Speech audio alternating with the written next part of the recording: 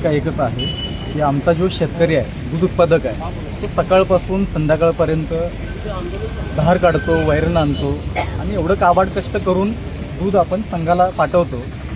मात्र या निवडणुकीमध्ये त्या सभासदाला किंवा त्या दूध उत्पादकाला मतदानाचा हक्क नाही.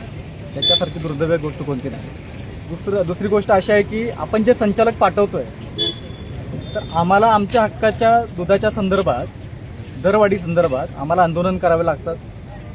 आमच्या हक्काचं आहे, आम्ही संघाला दूध पाठवतोय तरी आम्हाला त्या दरवाढीच्या संदर्भात आंदोलन करावं लागतात. यासाठी खेदजनक अशी कोणती गोष्ट नाही आहे.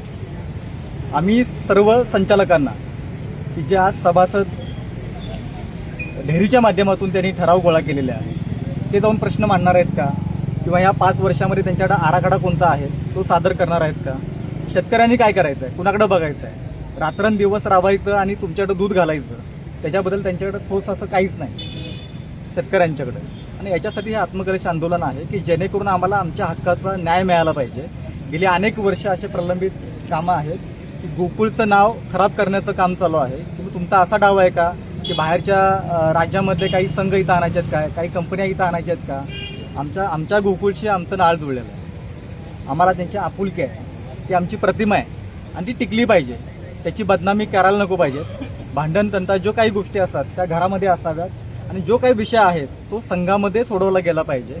असं न करता त्याचं राजकारण करून महाराष्ट्र राज्यामध्ये इतका चांगल्या प्रकारे चालणारा संघ या भारतामध्ये नाही आहे, तरी देखील त्याचं नाव खराब करण्याचं, त्याला बदनाम करण्याचं जे कारस्थान सुरू आहे ते बंद करावं.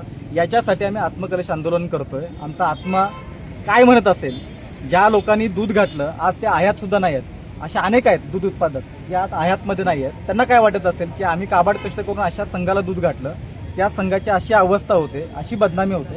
आणि याच्यासाठी आम्ही शांततापूर्ण असं या ठिकाणी चौकातून इथंपर्यंत आलोय.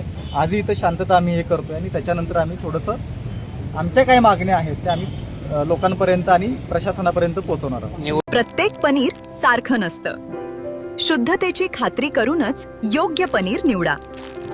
म्हणून ग्राहक म्हणून जागरूक व्हा आणि पनीर घेताना गोकुळच मागा. शुद्धतेचा विश्वास, चवीचा आनंद. आजच घरी आणा गोकुळ मलई पनीर.